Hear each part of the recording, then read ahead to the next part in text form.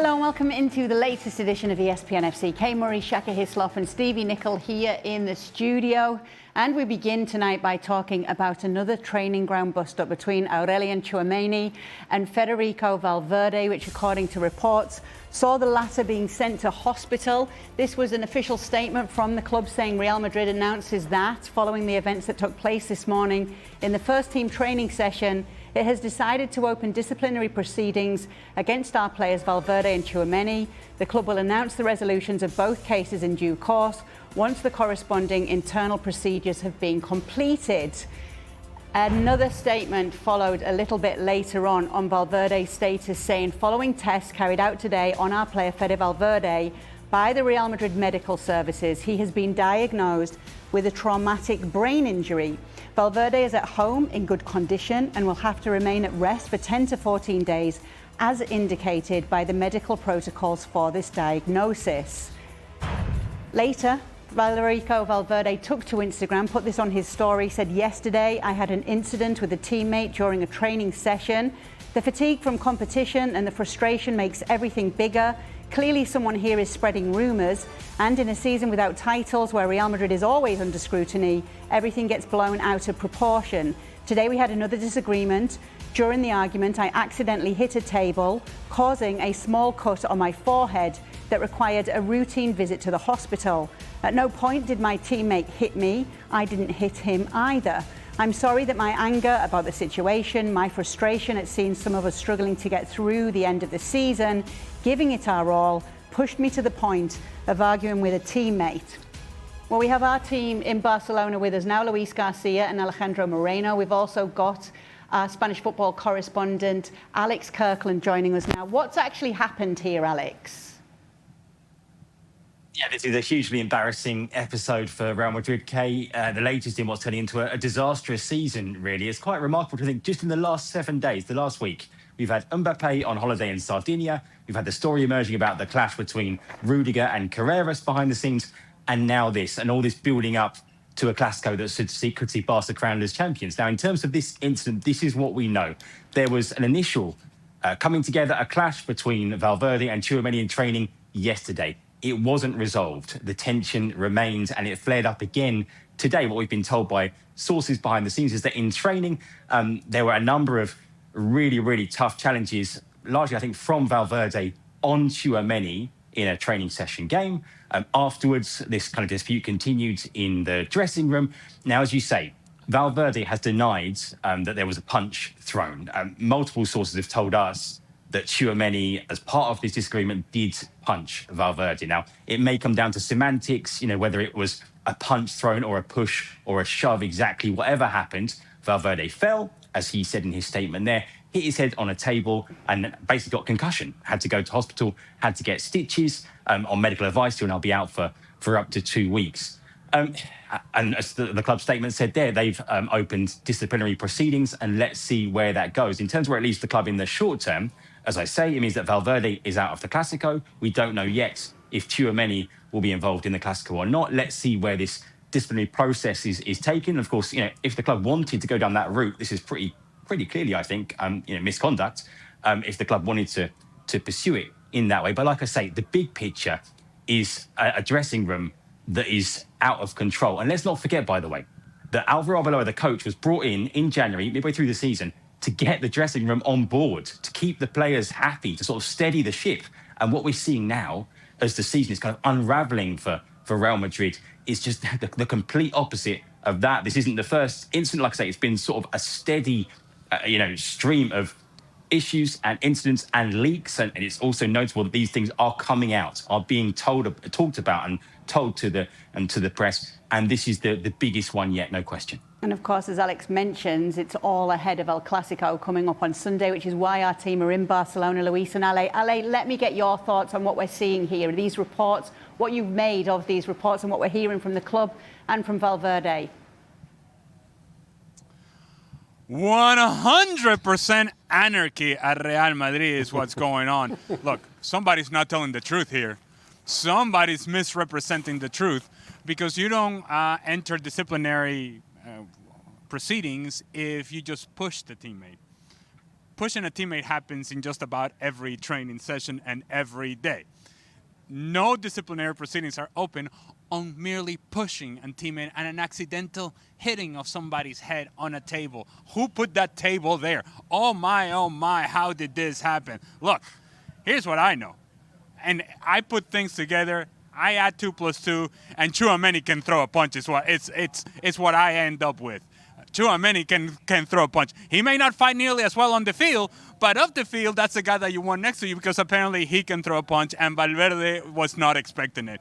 Look, it's a team that is out of control. It's a locker room that is out of control. Arbeloa was, as Alex was mentioning, brought in to kind of get everybody on board and kind of pushing in the same direction by massaging egos and by sort of, in some ways, taking care of the babies. Everybody's complaining and whining at Real Madrid, and he was supposed to take care of the babies. And now the spoiled brats are out of control. These are all a bunch of spoiled brats, and Tchouameni had enough of Valverde. Valverde had enough of Tchouameni. I have seen fights before.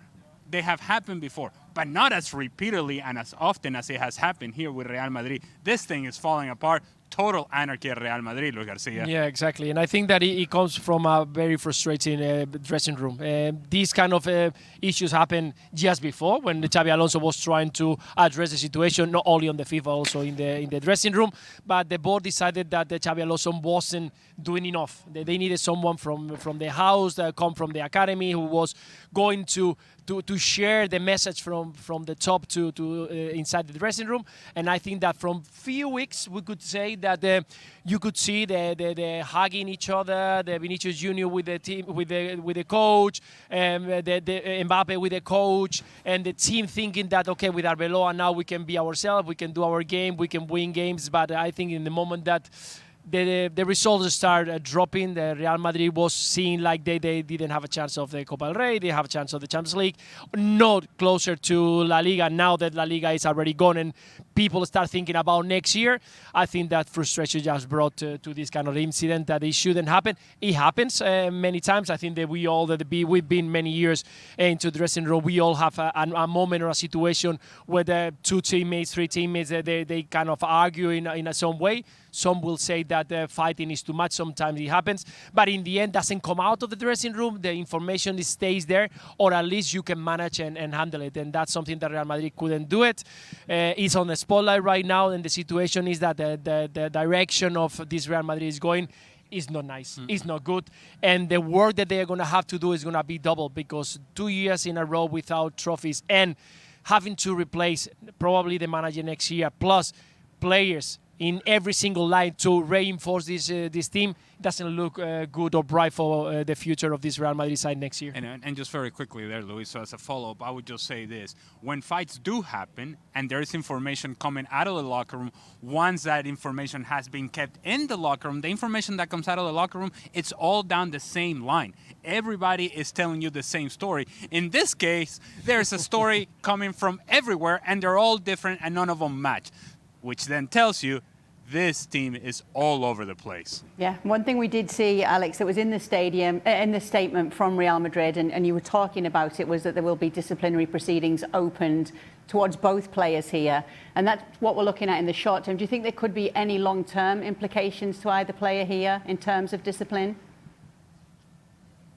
Yeah, and that, of course, is kind of a legal process in terms of employment law, right? We're talking about football, but that would be the case in any kind of corporate environment with employees when they've behaved in this way. It's sort of a legal requirement that sort of process is followed. In terms of the bigger picture, I mean, let's see, because there's a lot that we still don't know about exactly. There's a lot of reports and speculation about what sparks the initial disagreement between these 2 players. I think, as the guy said, a lot of frustration in the Real Madrid team, a lot of division in the Real Madrid team, a lot of kind of finger pointing in terms of where things have gone wrong this season, who's been responsible for the problems this season. We at ESPN reported earlier in the season about some of the key players who were sort of not on board with Xabi Alonso and contributed to his dismissal, which was Vinicius and Valverde and Bellingham. And I think some of the other players who are sort of more supportive of Xabi Alonso, there's some resentment there as well. There's also some resentment about how things have gone since then. And these leaks, I think, are not a coincidence. These things are coming out and are being leaked, maybe to portray certain parties in different ways. Let's see if this relationship between these two players, who, of course, in theory,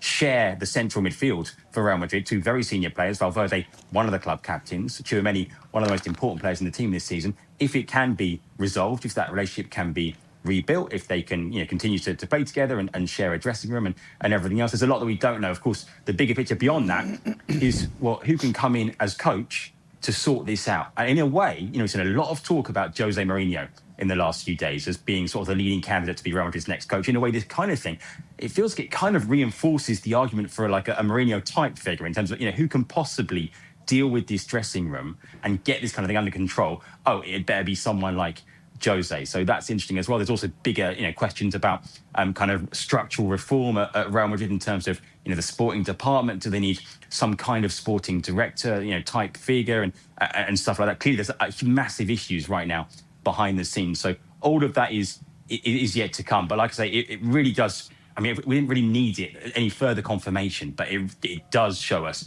just how badly kind of off the rails things have gone at Real Madrid this season, and sort of the blame for that. This is one, flashpoint, but the blame from that really goes from top to bottom at the club, I think. Yeah, and just going back there to what Ali was saying, like training ground bus stops, obviously you guys know as players, they happen often, lighter ones than this. Maybe on the daily you can see a bit of pushing and shoving. This is obviously something bigger than that, regardless of what's been reported and how much we're actually being told. You guys must have seen things like this before in your careers. Does one of these players have to go now, Shaka, or do you think they could bury the hatchet? I'm not sure how that happens, how these two players kind of given the history to this. It's not a one-off incident.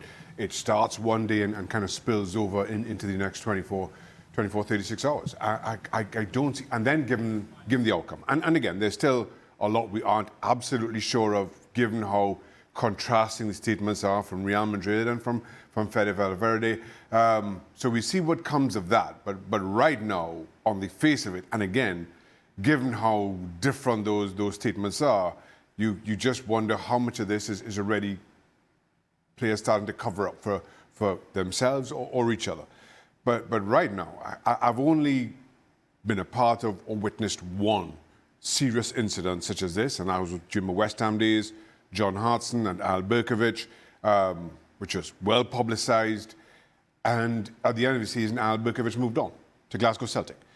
That for me was the only way to kind of move past it, given the two personalities. And similarly with this, and given everything that's come of it in the time since, I'm not sure they continue to occupy the same space, let alone, to Alex's point, the same midfield. Yeah, and then obviously Alex was mentioning the importance of Tchouameni this year, but Valverde, a club captain who's delivered so much historically with Real Madrid since he's come in there, then you're looking at that as well. Yeah. Just another little tie to that. When you're a coach, or your coaching staff and you, when you have a situation where you have two players who previously have fallen out and who the day before have fallen out, you don't have the brains to keep them out of each other's way the next day in the training session. You actually put the two of them against each other in a training session. You need your brains testing, because the only thing that was going to happen is exactly what happened. They niggle at each other in training, one kicks the other one, they somehow don't lose the plot during the session, and then they go in the dressing room and then it happens. Again, as I say, it's a different way of looking at it, but the coaching staff should have had the brains to keep them apart during the training session. You put them on the same team. You make sure they don't even play against each other if you can. But you don't put them against each other. It's just absolute and utter madness. When do you know you have to intervene? Like, if you see these bust-ups all the time, when do you know it's a little bit more than that? Well, this is the third time. There's already been two. So the first time, everybody can have an argument, a disagreement, a falling out happens. But 99 times out of 100, it's gone after that. And everybody gets on with it. But when it happens the second time, now you know you've got a problem.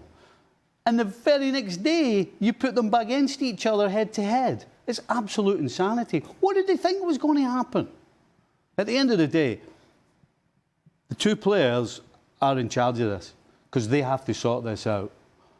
One of them either has to have the olive branch out and start it off, or the two of them have to get together, because if they don't, then one of them goes. It's as simple as that. Because what happens in these situations, it affects everybody. Everybody, when they step on the field in training in particular, is walking on eggshells because they're waiting on something happening. They're waiting on, and by this stage, it's gone past making sure they're on the same team. Because even when they're on the same team, they'll find something to argue about. So the two players in particular, the experienced guys at Real Madrid, which at the moment looks as though they don't have anybody who runs the dressing room and who has got the wherewithal to actually help sort this out. So at the end of the day, it's going to come down to one going. And unfortunately for Tchouameni, in my opinion, he's the one that goes. You ain't getting rid of your captain. He's one of your best players. In fact, he's maybe one of the very few this season who can actually say that I've done my bit. Luis, can both stay at Real Madrid? Yeah, I think so. I think these kind of things can be fixed. There are moments, and I think that Real Madrid is a very low moment where things look all dark, they look all grey. They don't see that they are going to come out from this situation, and I think that these two players have been together for quite a few years, and suddenly, because of the frustration, because of the situation, I think that Steve is totally right, because they haven't been handled the way they should, and they just face each other, and now the situation is not the best. But I'm 100% sure that once the things calm down, not because of they got also one of the most important game of the season this weekend in El Clasico, but definitely once this season finish and the things start clearing up, these two teammates will get together again. And you don't have to be friends to be in the same team. You don't have to be best mates and to go for dinner every single week, but you can fight for each other, and that's what you expect from all the players. So even though in this kind of situation things can get together, and the two of them, they shouldn't leave, because definitely they are two of the most important players that they had Real Madrid this season, and probably they are going to be needed next year. Well, Luis, you may not know me nearly as well as the guys in the studio, but I can hold a grudge. And let me just tell you, if indeed you turn around right now and punch me in the face, as allegedly Tchouameni did to Valverde, I would not forgive you. I wouldn't put this behind me. This would not go away. Honestly, I can't see a scenario in which if a player gets punched in the face, somehow we make peace and we're all good. I don't see a way forward, and I think it's part of the big decisions that are to be made by Real Madrid at the end of this season, when they try to clean up this locker room and they try to plan for the future, that this sort of things cannot be accepted and this sort of behaviors cannot happen. You know who's the only person who's celebrating this alleged punch in the face of Valverde and the injury to Valverde? It's Kylian Mbappe, because we're not talking about his vacation anymore. We're not talking about him and his girlfriend and his yacht in Sardinia. We're not talking about that. We're talking about this.